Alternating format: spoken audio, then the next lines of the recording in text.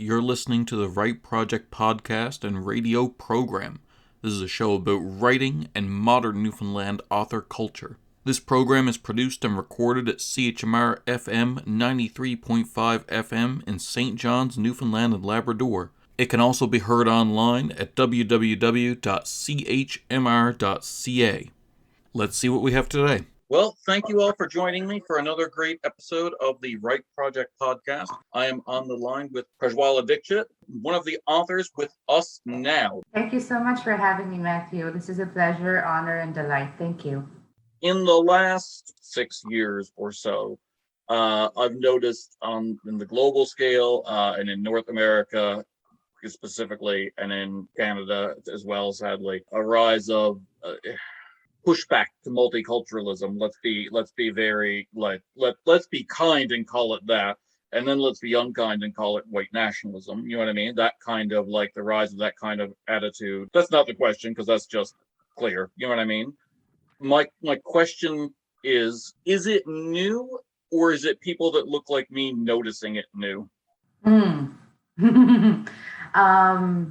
See, as someone who's lived here and is a person of color and is a woman for and has lived or was born and raised here, lived here for several decades, would be able to give you a more clear answer. What I have seen is definitely a rise on two levels, and I speak about this knowing the politics happening in India and knowing the politics happening in the United Arab Emirates, both countries that I lived previously before coming to Canada. Yep. There is, in general, a rise in nationalism.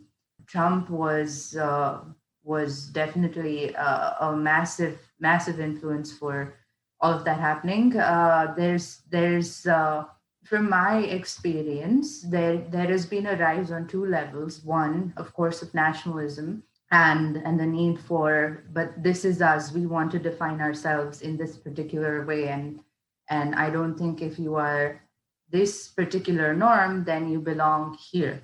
That is very prevalent.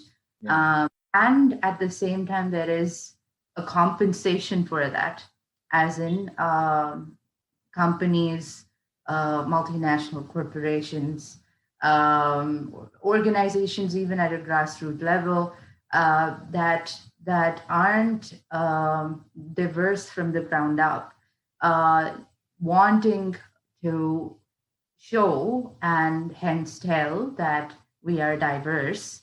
So a sudden surge for colored voices. Right? Does that make sense? It does. I wish we could have one without the other. I hope someday we can. Right. And that's where I was getting at, that Sorry. it would have, I'm guessing people like me have been here for a long time, and our voices have mattered even then as they now. But it took this to get that noticed, if that makes sense. So Yeah. for many, I shouldn't be speaking for Black people, and I don't want to, but I have heard from my circle of friends, when George Floyd happened, it wasn't a surprise for them because they'd heard of so many before and so many after. It's not stopped. But for people who were not Black, including myself, that's someone brown and a very different experience than being a Black person. It becomes, oh my goodness, look at what happened. Let's turn our Facebook squares black, and but where are we a year later, right? Are we still talking about it? And we move on to the next, to the next, to the next, to the next, right? So in a way, yes, there has been the rise of that, but there's been a rise of wanting color, and that's positive, negative, and everything in between, because sometimes in some places your color and your voice both are respected, accepted, and provided equal space, equitable space. In some places they just want your color and not your voice. All of that exists. And I think us now, what it does is it stands firmly in what you could consider, especially in Atlantic Canada, a very sort of not melanin rich voices are far and few in between. I'm so proud of the work that we've accomplished through this book. It came You at should be. a time. Yeah. And this is one of those spaces where your color and your voice mattered and was allowed free expression. So this is a good example of that. Good. I'm so sorry if that was a bit. This is first. I don't know why. I don't know if it's my mood or whatever, but this got way heavier than all of the other interviews. I don't know if it's because I've Maybe it's just me. maybe it's because I knew you before, so I'm like, but it, And I hope you mean heavy as in good and not heavy as in, oh my God, she's talking so much. oh no, heavy as in political, I guess. Okay. If you were a jam, what kind of jam would you be? like precious stone? No, jam as in what you eat, then spread Oh. on toast. I am not a jam person.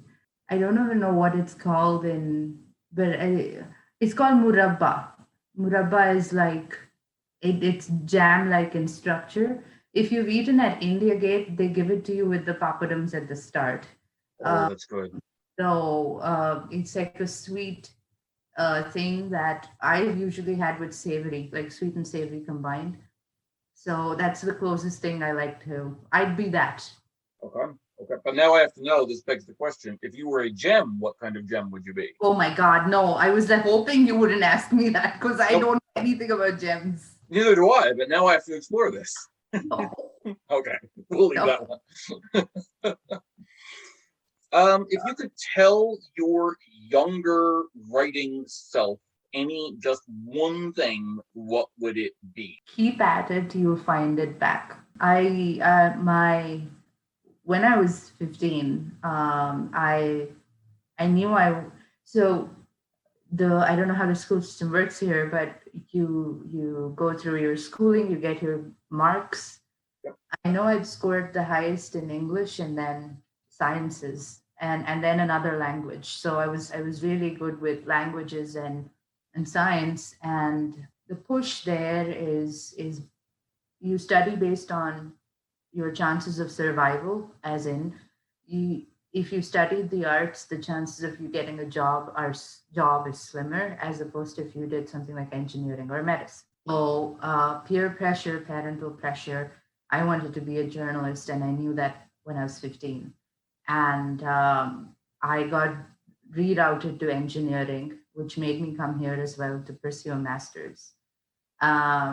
And then one thing led to another, and here I am now writing, right? So, and also a journalist. So that's why keep at it, you will find it back.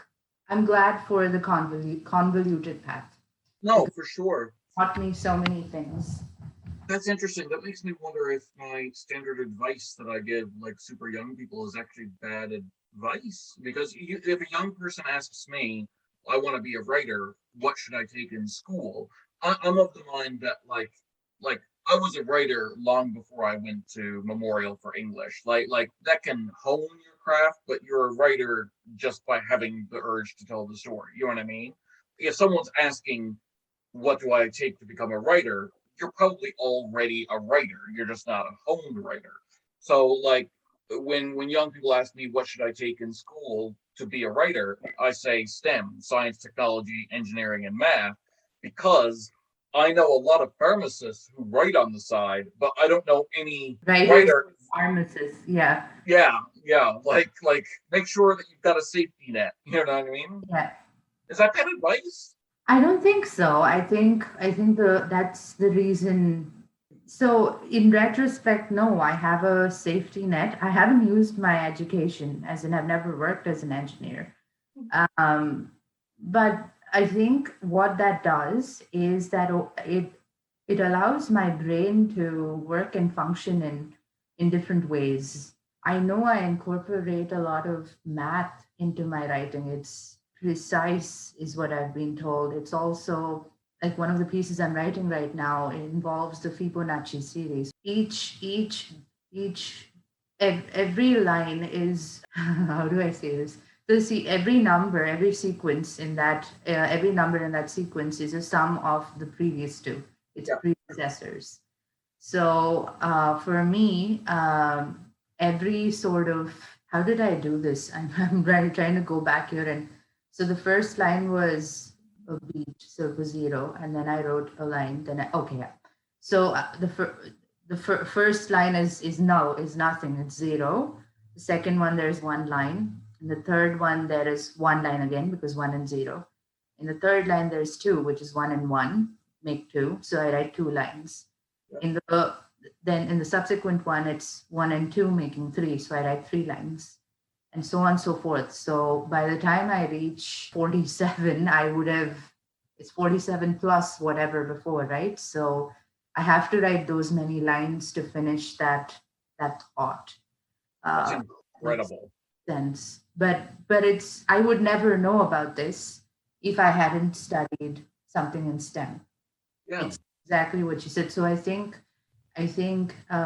branching out and to hone your craft, there's going to be different opportunities, but I think I'm really blessed and privileged in the education that I got and received. So it allows it influences my craft to this day, in all my fields that I touch, even journalistically. I'm very methodical for a reason. So yeah. That's wonderful. I really want to read that story with Fibonacci's number. What was an early experience where you learned that language has power? Ooh, good question. I think because I don't, when I say this, is going to sound like I toot my horn, but I just like languages. So I'm on my seventh. So yeah, so I think when I came here and I realized, because where I grew up, multilingualism is the norm. Hmm. Everyone speaks more than one language. Mostly everyone, I should not say everyone. Access to education is not easy there. But mostly everyone speaks at least two, if not three languages. And I assume that's how it is for the rest of the world. So I realized language has power, and what I have is special when I came here, because I know here it's not the same, it's different. And it's just different, doesn't mean it's bad or good. It's just the way it is.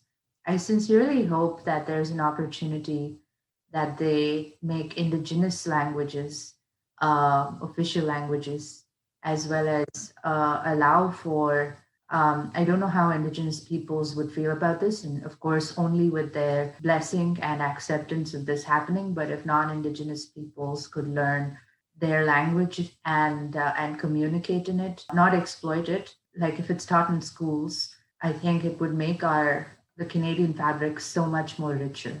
I But agree. that's where I felt language is power. Again, with permission, but I don't see why not. I have a few follow-up questions, if you don't Sure, mind, on that sure, one. sure. The first is really practical and personal. I can't seem to learn any other language, no matter how hard I try. I've taken courses. I had to do, when you're in Mon, you have to do a single second language, 2 courses of it. I tried so hard to learn Italian, which I'm told is not difficult. I cannot. I just physically. But I learned sign language, and I legitimately think that there's just something about my brain where I just cannot accept. Like I legitimately try, and I cannot learn another language, no matter how much I concentrate. If I can get one concept, a week later it's gone like nothing. I know I went to French for 6 years. I can speak not a word of it, like not one. In your experience, is there a trick, because you've learned seven, but like, is there a trick to learning like a new language, or is it just some brains just can't, and I'm good at some stuff and I'm just not good at that? I I can speak for every person and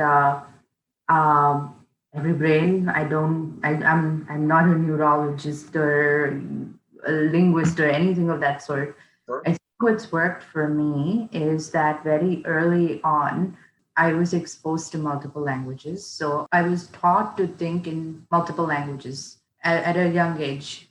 So like I'm saying a year old or 2 years old, right? Yeah. Okay. I know that the schooling system I went to afforded me the privilege to graduate with three languages.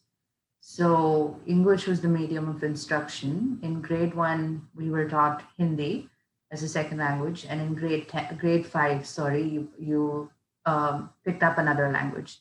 So by the time you finished grade 10, which is when you finish schooling there, you move out as a 15-year-old with three languages already to your right. And then if you're speaking, what happened with me is my mother tongue was different than all of those three languages. So at home, I was getting a fourth language. So by the time I was 15, I had four languages, right? So then I shifted schools. So in between all of this, I shifted schools. So one of my languages shifted because of the province that I moved to. It spoke a different language. So there comes my fifth language by 15. And the sixth language was because my neighbors spoke a different language, and I literally lived there for the food. So I picked up their language as well. Like the lady, the my neighbor, we call her auntie. Auntie would only speak in Gujarati and nothing else to me because her English wasn't fluent, and she didn't feel comfortable to speak in Hindi. So she'd speak to me in Gujarati, and over time, I learned that as well. So now I hear what you're saying because when I think about learning a new language now at like 30, 31, it's really hard. And I'm learning French right now. That's my seventh language, right? So what has helped me is immersing myself in the sense I've been very lucky that there is a French play group that I take my daughter to, and everyone around there speaks French. So you're constantly listening to the language so many times a day. Then I begin with simple books, nothing complex, like what 5-year-olds would read or 6-year-olds would read, of a day in the park, a picnic, playing like a dinosaur, right? So picking out words and connecting them to the root. I find languages fascinating because at some point we all spoke something very similar, and it's all branched out from there. Yeah. That's what I can tell you in all these seven languages. It's there's the way we count in Hindi is very similar to the way we count in French. The way English, a Germanic language, is structured is very similar to how Sanskrit is structured because Sanskrit is also an Aryan language. So German and Sanskrit are very interconnected. Yeah, it's fascinating to me because then what happens is the minute you even attempt to speak someone's tongue, you become theirs. You become that culture's. It opens up doors to food, to culture, to people, and you travel without traveling. So I enjoy that. I Yeah. love that. I'm so jealous. I would love to be Don't able be to. jealous. Oh no, very well, not in a bad way, but just in a like, I guess envious. I don't know what the right word is, but I And I'm curious to see why French immersion doesn't work for many people because my daughter's going to start that, and I can already see how she leans towards English more. I'm hmm, able to. She understands my mother tongue, Kannada, but I'm the only one giving it to her here in terms of passing down that knowledge. So it's hard for her to receive that. And I'm curious to see how she does with French because it's uh, it's important, I think, this day and age to yeah. If you can, of big course. time. If you're in a position to. I Yeah. wonder from what you're saying if, and again, I'm not a neurologist or a language expert or anything like that, or an anthropologist or anything like that either. But I'm wondering if for me, if it's just a case of, well, I often wonder if there's just something wrong with my brain, right? I just because it's ridiculous. You can spend no, it's really like crazy. Like this poor.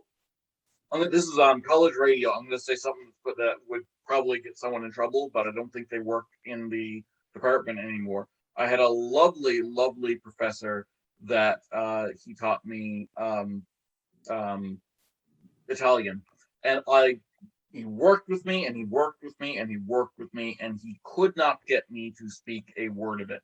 Final exams come and I tried. You know what I mean? Like I would learn it and you would get me to learn one phrase, one concept. Next day, gone like a fart in the wind. Just gone. Um, and so like the final exam comes around and I muddle through and he gives me so many like chances, you know what I mean? And I muddle through and get the verbal part done. And I'm doing the written part, and it's a 2 hour exam. We're 15 minutes into it, and he's like, "How you doing?" And I said, "I've only got like half done, and I'm pretty sure I've got all of that wrong." He's like, "Yeah, everyone else is gone." And apparently the exam was so easy that the entire rest of the lecture theater had just written it at gone. And I'm like 10% of the way through, struggling, can't understand a word of it. And he looks at me and he says, "Are you going to try and speak Italian out in the real world?" And I said, "No, absolutely not. I just need a single second language course to pass." And he's like, "Cool. I guarantee you got what you filled in wrong. Don't fill out the rest. I'll fill it in. You'll pass the course. Just never come back." And I said, "Excellent." Like I tried. I can't do it, you know? But Yeah. it's funny. I have asked my mother if I was dropped or something. Like, No, but I do wonder about neuroplasticity and how many languages you learned as a child. I think all of that, your environment, not that it was bad or anything no, no. in terms of, like I told you, I mean, the way my structure was, I was able to learn those many languages before I became 15, right? Yeah. And prime learning age, if you may. Yeah, I had to wonder, like, from what you were saying, you had at least two super young, and I was like, I wonder if there's some science there to like when you learned, say, what a window was, you learned it two ways. So it was Yeah, already like, okay, yeah, there are multiple words for things and multiple ways to express. yeah, Whereas I learned like a very concrete, and now it's set in stone, and I can't get out of it. You know what I yeah. mean? And I don't know if you observed even, I mean, us now has lesser of it. Ondu Nenebu has lesser of it, but I write in multiple languages. Because I think in multiple languages. I cannot think only in one language. I don't know how to do that. Yeah. So my writing is usually in multiple languages. My thinking is in multiple languages. So and it's usually Kannada and English because Kannada is my mother tongue, and English um, came to me when I was very young, so about two, if you may. So um, yeah, yeah, That was the first follow-up question. I have a second follow-up question, and this is going to be the longest question ever. Okay, like this, like as a group, like this series of questions, because I find this really interesting because it's so. As someone who has a hard time speaking other languages, it's so foreign to me, and it like, I gotta ask now. This is great. You know what I mean? Um, when we had other people on, there was this study that they'd done, and it really intrigued me as someone who can't speak other languages. So I asked Sue Ho about it, and we got to talking about this. We talked for way too long. We talked for like 3 hours. It was ridiculous. Got on like peas and carrots. Basically, they'd done a study on people, some anthropologists, and they found that when they asked people with multiple languages to like say 10 words to describe yourself or 5 words to describe yourself, when they asked them in different languages, they got different results. As though like they like, oh, when you ask in English, I think of myself in these 5 words. When you ask me in French, I think of myself in these 5 terms. And sometimes right, they're right, radically different. right, right. So like do you find that's true? Do you find like it's different paths of thinking? You know what I mean? I can, when you say that, what comes to me is the way I speak to you in English is very different from the way I speak to my friends in India in English. And it's very different from who I become when I'm speaking to my parents in Canada.